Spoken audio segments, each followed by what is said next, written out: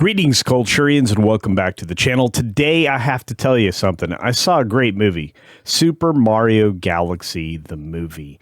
It was good. It was wonderful. It was so familiar because of the game. And the games, I mean, it references so many different things from the Mario series and from others. The appearance of Star Fox fit in perfectly. In fact, the elements that were building upon the previous film just did a better job of fleshing out a world that we have all been a part of for the better part of 40 years. In fact, they give you a 40th anniversary credit right before the film starts. But that's not all, and we're going to talk about it. Spoiler-free review, everybody. So here we go. But before we get started, just a real quick reminder, I am trying to get 50K, so do me the small favor of, clicking on the subscribe button if you're not subscribed, and then hit the bell icon and turn on all notifications. After that, hit the thumbs up button, because this is good news, and of course, let me know any thoughts that you have in the comments section below. Now, look, this particular movie is just a continuation, kind of picking up where we left off with the last one. And again, the way this was scheduled was perfect. April 1st, April Fool's Day, same day that the film opened up originally, the first film. This works out well. This film is about 6 minutes longer. It plays at 1 hour and 38 minutes. And you know what?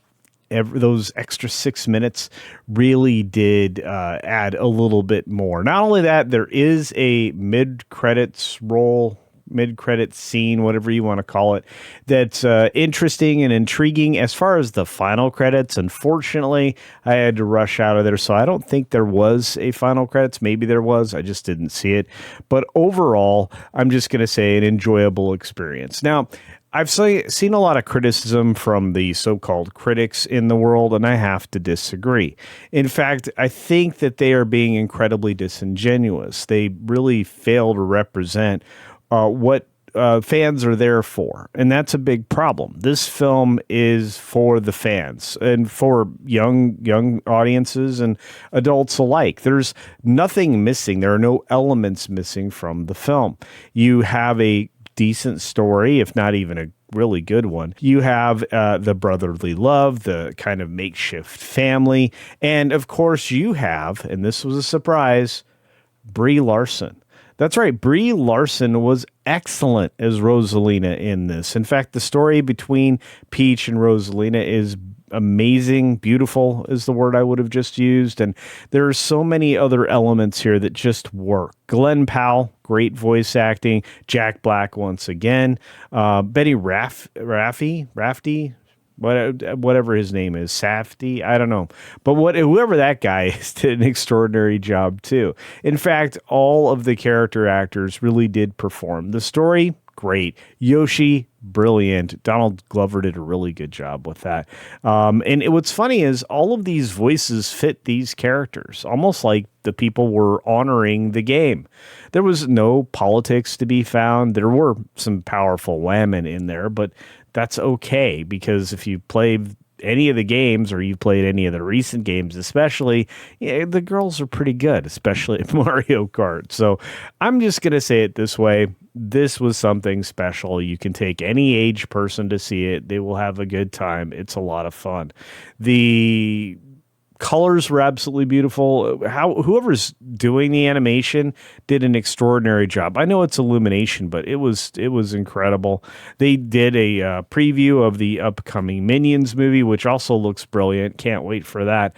But there's something special about Nintendo working with Universal, with Illumination on this, and it really does make it work, making things happen. I have a feeling that we're in for a treat for quite some time. And if the Nintendo Cinematic Universe does work out and we get a Star Fox, I can't wait for that either. In fact, there's basically a build towards the Smash Brothers franchise, if you're a big fan of those. In fact, you ended up with 8 bosses here. You ended up with great characters and character actresses, and you ended up with characters you may not have expected.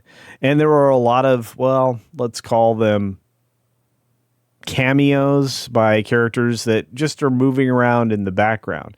And I think that was done with a lot of intention, but maybe just to continue to build this world. And for what it's worth, nothing felt like it was out of place. The film is brisk, though. You have to pay attention. There's no running off to the bathroom and catching up with this one. You need to be there in your seat for the entire time. That's going to be tough for some of the very young ones, but I think they'll be fully engaged with the screen because, as I said, it's visually beautiful. The music was top notch. The soundtrack on top of it all was great.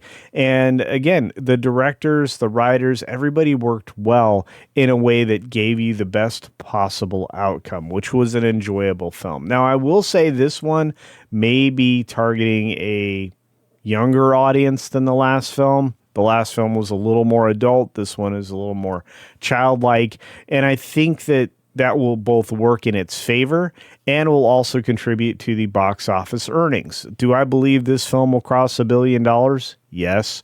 Do I think that all the trades and other so-called critics out there are going to be a little bit salty about that? Yes, I think they're all going to be very unhappy because this is going to do well and their chosen animated film of the year, Hoppers, isn't actually going to be profitable. So you can go into this one knowing that, well, everything about it is okay. I think you're going to have a good time. And so I don't often get to do this, but I'll just say this is a film worth seeing. Just like I said with Project Hail Mary, I think this Mario film is something that's going to really resonate with the younger audience. So you still have two very competitive films, one from Amazon, one from Universal, that are going to go head to head this weekend. But there's no doubt about who's going to win. It's going to be Mario, and Mario will do it with style. Speaking of which, lots of really neat power-ups revealed in this one. Lots of really neat elements. Lots of lore from the game. If you hear this a lot, and I think you will, there's like a zillion Easter eggs in there. Like you just left and right, you're going, oh yeah, I remember that. Oh my gosh, yeah. And that tune in the background there, I do remember on this level of the game. And it's just there constantly. You can't get away from it. And I think that's a good thing. I could be wrong, but I think it's a good thing. Ultimately, I have to give this some kind of a rating, so this is what I'll say. This is a 4 out of 5 film, or an 8 out of 10 if you would prefer. It's not quite as high on the scale as I was about Project Hail Mary, but it's a different kind of movie. This is an animation that works for both adults and for children. This is even going to fit the in-betweeners, the teenage kids, which is hard to do these days. The collectible popcorn bucket that I picked up was Yoshi, and it's not cheap, but it's really certainly worth it. And one of the last things I want to mention is that they spent the time to understand the lore and streamline a story so that its brevity, because it is a fast-paced film, wasn't a detriment. You, like I said, don't want to go to the bathroom or have any kind of break during this one, but this thing gets you in and out efficiently and leaves you fully entertained. And with that, those are my thoughts on the movie. And if you've seen it, let me know what yours are as well. And do be sure to check out the next few days worth of videos because I think they're going to be interesting. And of course, the live pro show, which I have a feeling is going to be full of Super Mario Galaxy reviews by myself, Fake Wizard, and other people who have seen it. Oh, by the way, already there are going to be stories from G&G and That Park Place talking all about this movie. So you don't want to miss that coverage, and you certainly don't want to miss the projected box office numbers because, ooh, that's making the trade salty. Anyway, as always, be sure to take care of yourself, take care of others, and until next time, see ya. Hopefully seeing Project Hail Mary or Super Mario Galaxy.